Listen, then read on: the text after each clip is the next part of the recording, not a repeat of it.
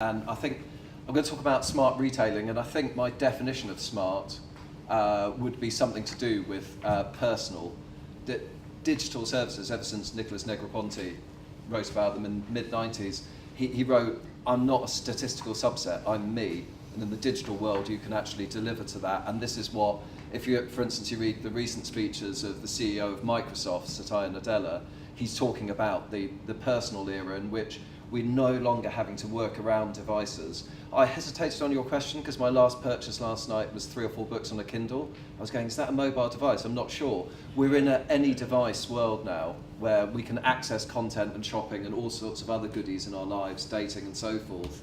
And computing is no longer a special precious resource where we have to go to a station and log in. So that, that's flowing forward, and personalisation is what we want. We want to be treated as an individual and recognised and rewarded and served in the way that we want to be, and that's always been the personal nature of physical retail service.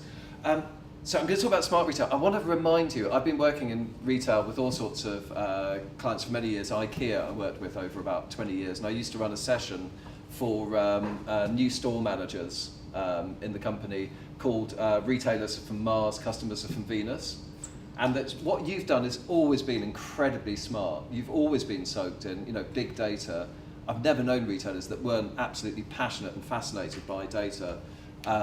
And yet shopping has always been unbelievably dumb. It is one of the dumbest things that we do. And what I mean by dumb is it really addresses some of the most primitive human emotions, instincts and triggers. And that's how retailing works, whether it's online or offline. So we can now put this in terms of brain science.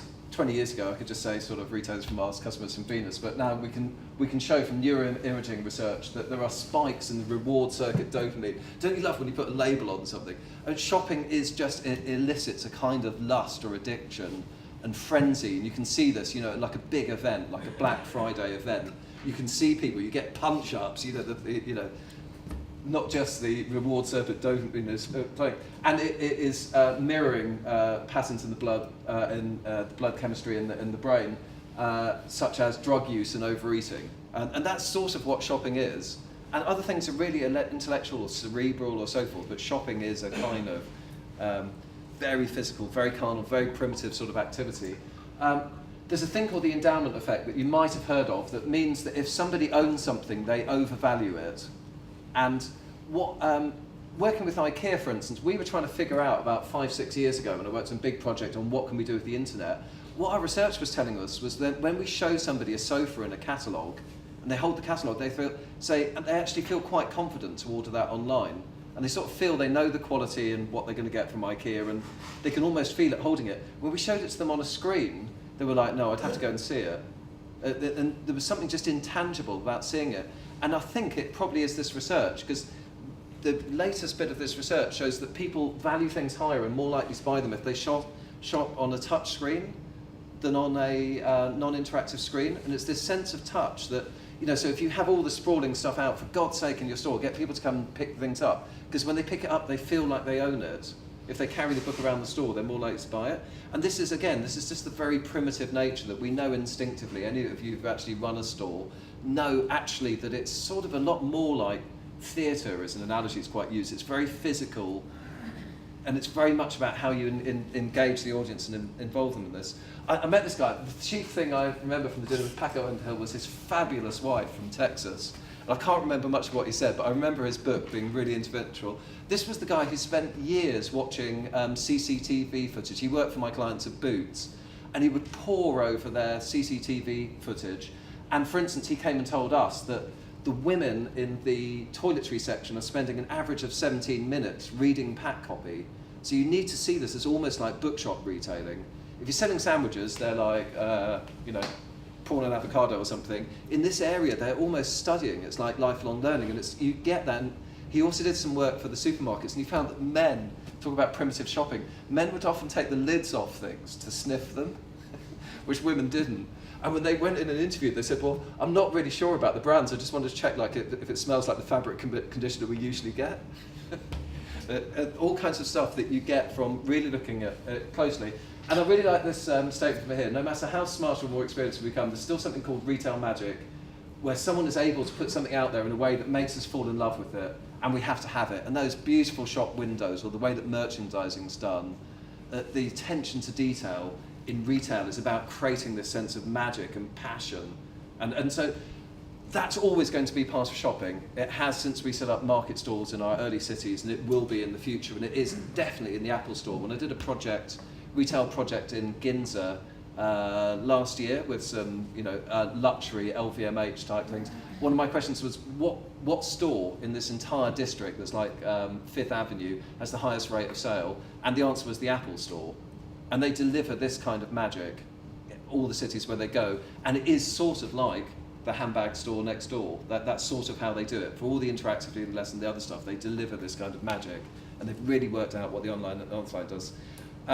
This is unbelievable. I mean, we think we're so sophisticated, but pricing is such a primitive thing, and we're, as a species, very bad at managing our sort of internal mathematics. So genuinely, recent research reported in the BBC, so it must be true. Jamie will tease me for this later. I've got some things from the Daily Mail as well.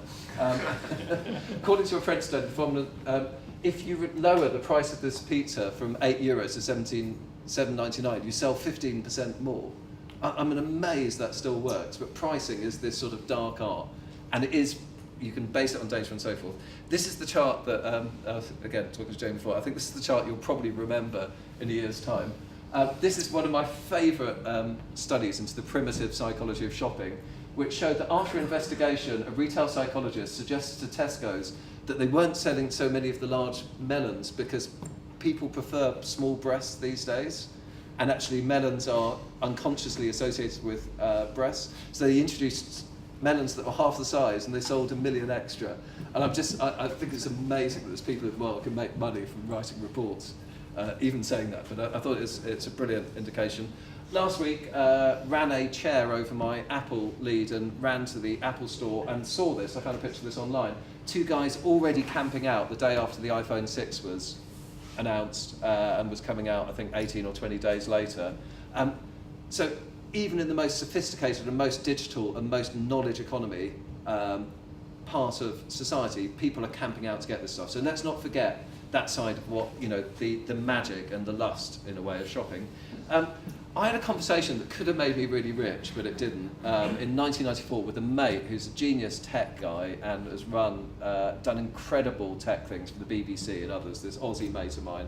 So predictably, I'm in his back garden having a barbecue in 1994, and he told me about this new thing called e-commerce. And he'd been doing some deals and work in the States. It was like this new thing called e-commerce. It's like the bit from The Graduate where the guy says plastics. And I just took the piss out of him. I said, Mark, we don't want, you're making the most incredible experimental systems, using new things called GPS and stuff. I'm doing all these like creative campaigns for big brands. We don't want to work in mail order. So anyway, that was my chance, and I blew it. But it kind of is mail order. There's a few things like your plane ticket or my Kindle books, and anything which does digital delivery. A movie now that we've weaned ourselves on having the discs, and we just get them on the super fast broadband. Perfect for e-commerce, but very large parts of e-commerce still struggles with the fact that you've got to get the goods to someone, and even with delivery infrastructure, people looking at next hour delivery and so forth, I've still got to be in to receive it. A mate of mine used to run digital at Levi's, and she said just basically her advice was, if you're doing fashion, aim it at blokes. Basically, if you get a pair of jeans through the post and you're a bloke, you go, oh, these are a bit tighter than last time, or they're a bit looser, and you never send them back, because that's a real faff, and blokes don't like faff. They just like to get the jeans, and they just go, well, they're a bit tighter than last time. Women, if they're a micron out, they're straight in the post back. There's actually, I think I mentioned later, there's a Dutch jeans online, actually has a service now where the courier will wait for 15 minutes. Presumably they have a lot of women customers.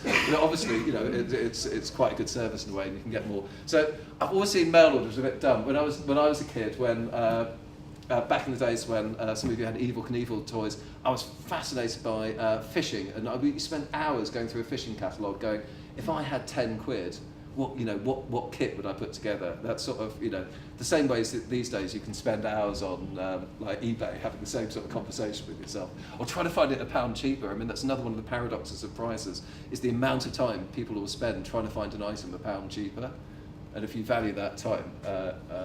But that idea. So mail order always has been a bit dumb.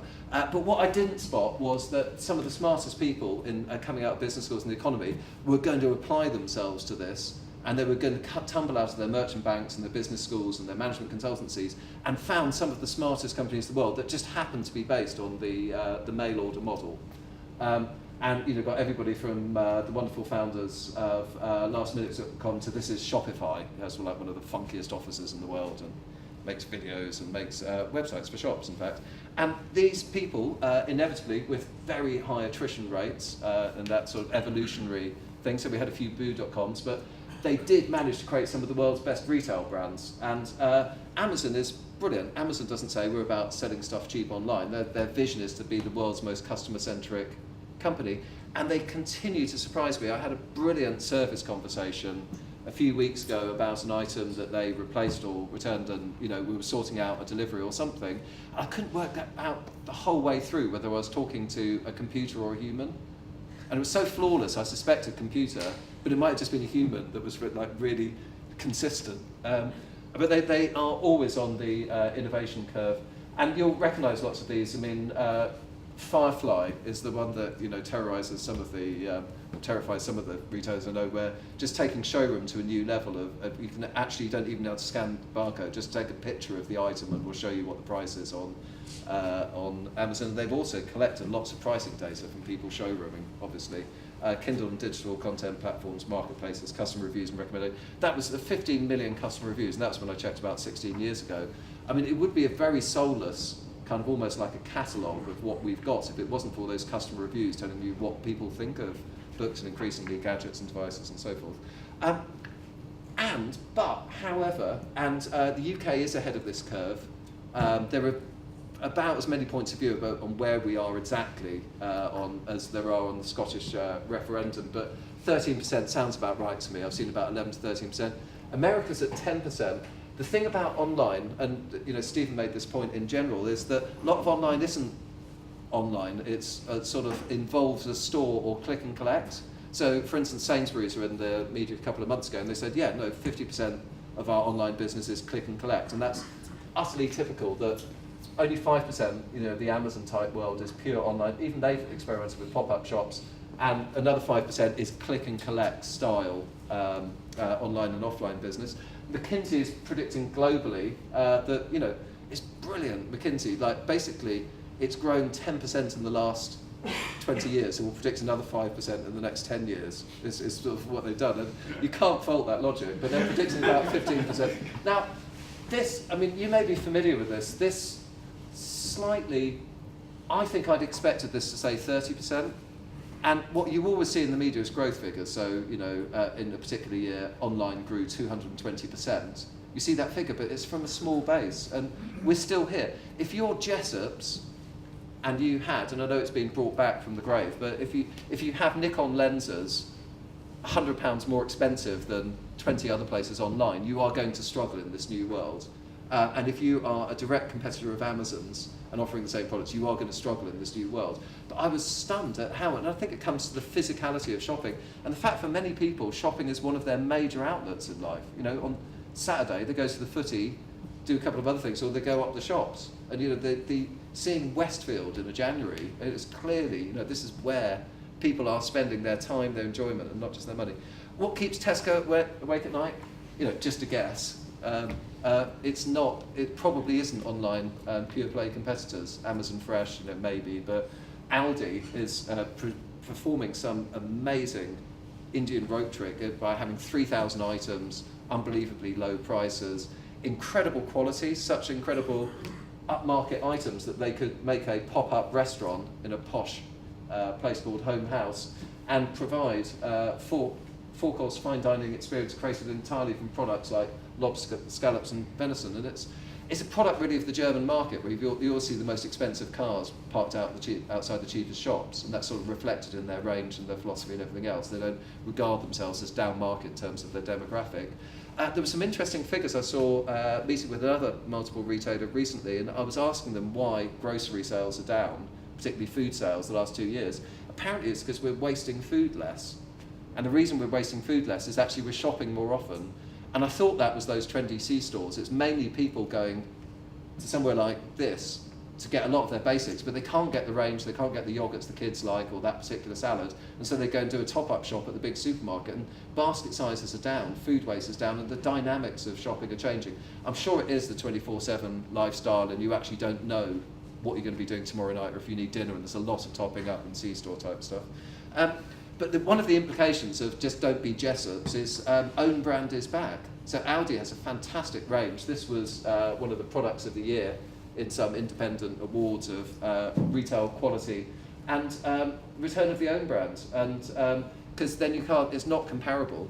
And loads of very successful e-tail has followed this model and is doing, you know, the made.com model of actually you can't buy it anywhere else. I mean, they're saying we'll take you direct to the manufacturers. That's always been the key to IKEA, is that actually you can't compare it with Home Depot. You could find something similar, but it's actually ours. So if you want our stuff, you have to come to us. And in a world of unlimited real-time competition, where actually you're always going to get that camera lens cheapest from Hong Kong if you can live without the warranty, this is an interesting way to go, and to have an exclusive range, or at least have some things which aren't. Because the whole thing of our price guarantee, price rewind, all that other stuff is open to the fact that I'm checking on my phone if it is cheaper up the road anyway. So in a very transparent world. And so the even bigger trend though, and the thing I'll probably focus on most, the rest of this, is clicks to bricks. So a lot of these pure play e-tail players are actually opening stores, and we were talking about how interesting this is in the case of having somewhere like the Apple shop to come and try. So we may not have a huge range of stuff here, but we've got fitting, basically all the right stuff to find your fit, even if you want to order the trousers online, in the case of bonobos. And what they're finding is what the banks found about 5 years ago. The banks actually got to the point with their analytics where they could tell what their most effective channels were, and lo and behold, if you want to sell somebody life insurance or any other product, then the most cost-effective channel is the branch.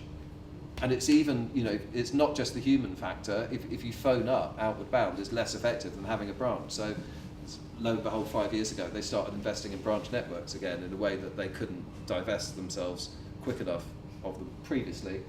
So clicks and bricks, made.com.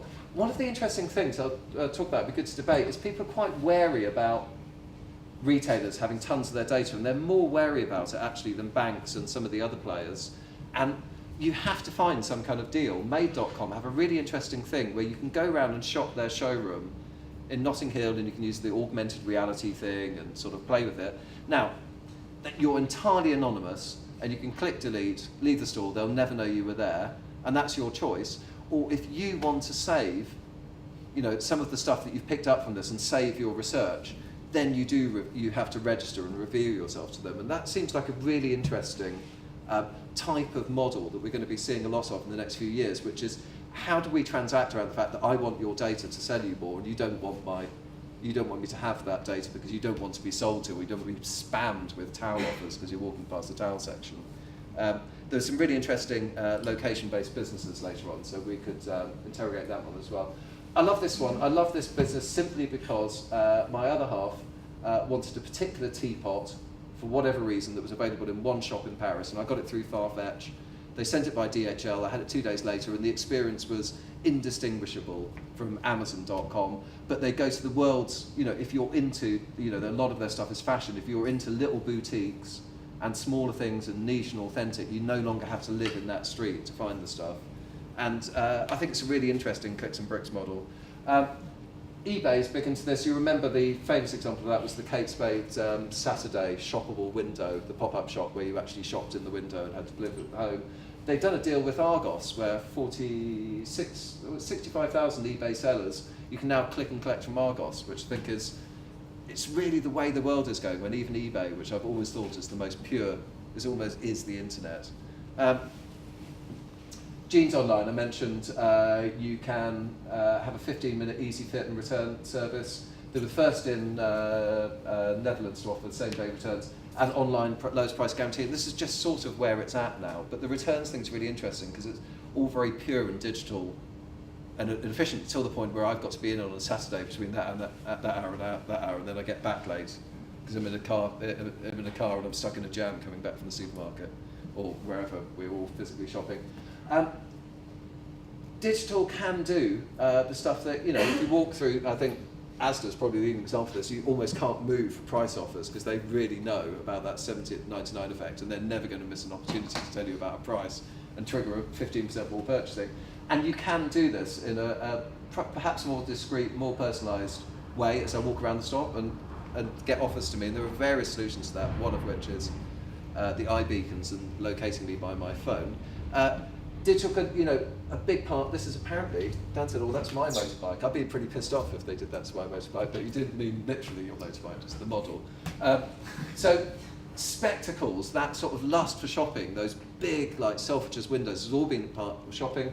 And Burberry has shown how you can bring real cool and relevance and edge to that spectacle model, the sort of fashion show model of retailing, by using really clever sort of digital creativity. But it's still kind of the magic and the spectacle and the show. Shopping's getting smarter, whether stores are or not. So the thing is, for all of that, people are shopping with these, and that, according to an IBM survey, people shopping with these roughly doubled last year. And it's like, I agree with Stephen that it's a hockey stick thing. I mean, it's almost universal, and you're starting to see that from, this was the latest thing I found, 97% are at least sometimes using their mobile phone in the younger age groups while shopping. But, and this is a really key stat, there's a lot of debate about this online, in your opinion, is it acceptable for retailers to track shoppers' in-store behaviour via smartphone? Yes, 23%, no, 77%. And that is going to give a lot of people thinking about this. You're going to have to find a way to get people over that hurdle. It's one of those research questions. Would you like shops to track you using closed circuit television?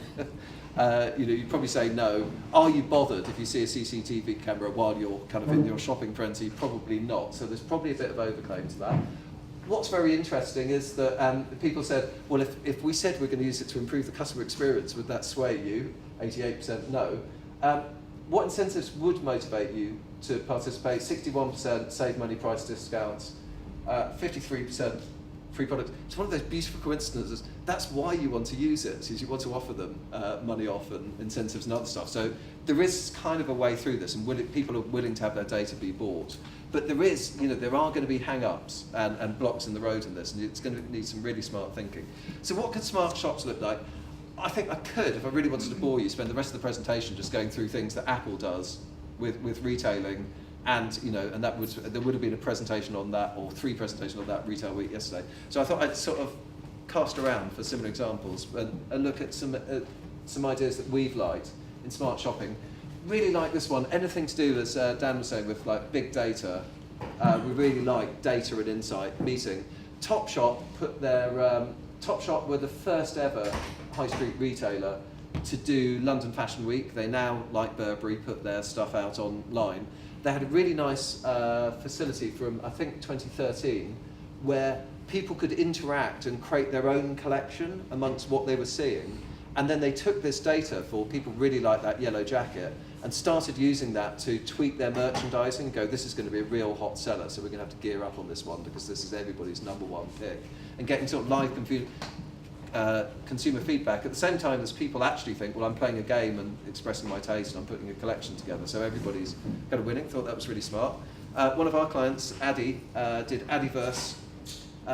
They rolled this out across Britain, and basically this is genius because if you've got a small shop selling trainers, you can only carry so much stock. And if people really want, like the Olympics range or something like that, they're going to have to go to the big showroom in, somewhere like Covent Garden. Now you've got virtual displays which can show 8,000 different trainers. You can try on fit models in order to find out which ones suit you and get them delivered if we don't stock them. So you can really get into that long tail and particular sports, particular parts of the ranges that are never going to be stocked. So you basically get a flagship store in every location where there's a stock. And they've shown, they've done their piloting over the last year, they've shown a 40% uplift in sales wherever they've used this, so presumably paying for the technology. Debenhams, a thing in the news last week, are using social selling. So social selling, that big Groupon thing of if we club together, can we get a deal?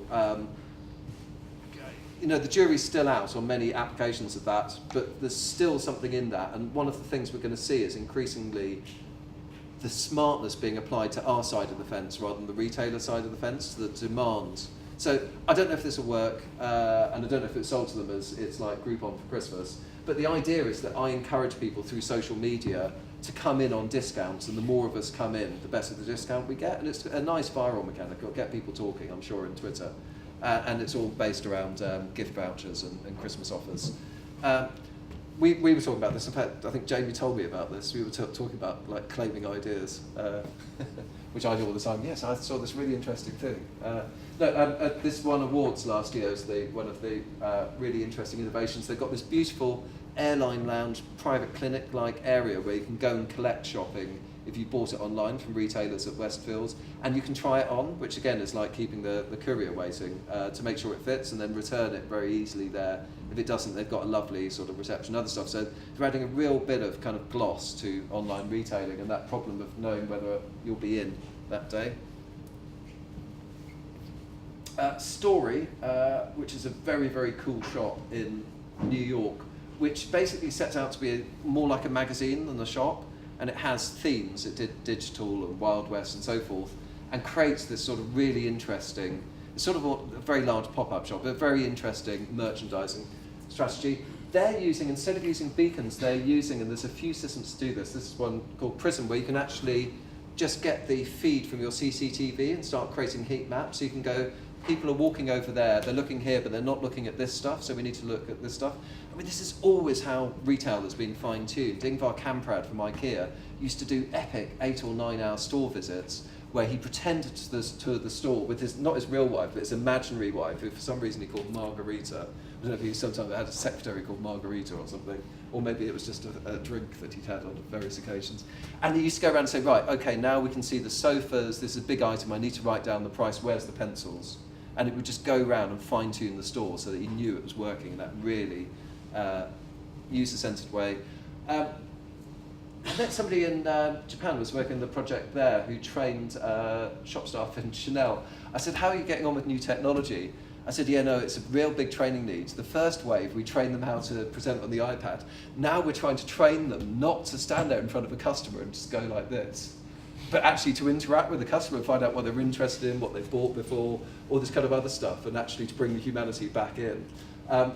Clienteling at that sort of high end, so at least in Saks Fifth Avenue, when you meet that person, they can see, for instance, high definition, and we can flick through things that you bought before, and the Match.com, who are always on the forefront of all, I think, digital trends. All of internet commerce is a bit like dating in a way, buyers and sellers finding each other. I loved their announcement a couple of months ago that they had this new service for face recognition, where they've got a new way of matching. You can actually upload the pictures of your exes, and they go through their database and find the closest matches, which actually almost gave me nightmares. Managed to tell you, whoa, it looks like, you know, but we'd left things there. But it's probably a bit safer with handbags, like ones like you liked last time, or you seem to go for the more, you know, these classic Italian leather looks. So just knowing about the customer, that's what you do when you engage in conversation. So using these tools actually to feed back into what retailing is supposed to be, which at this high-end thing is very service and bespoke. So a few debates to throw in. You can ask us all questions, and we're going to get you to talk amongst yourselves as well. So sort of where are we? So if I was running a bookshop, I wouldn't describe what I do in the same way as if I was running a shop selling handbags. There are, in fact, handbags that's unfair because increasingly the luxury market's about connoisseurship. And the other thing this woman from Chanel told me is that they have to train their staff to be prepared for 2 or 3 hour conversations, particularly with Chinese customers who are the most demanding on this front, to be able to answer questions about the tanning, the stitching, the provenance, this year's range versus last year's range. It's a real knowledge-based sell, actually, so that was completely unfair. But there must be something out there like Victoria's Secret, which is more kind of emotional, perhaps. Maybe that's all based on fit.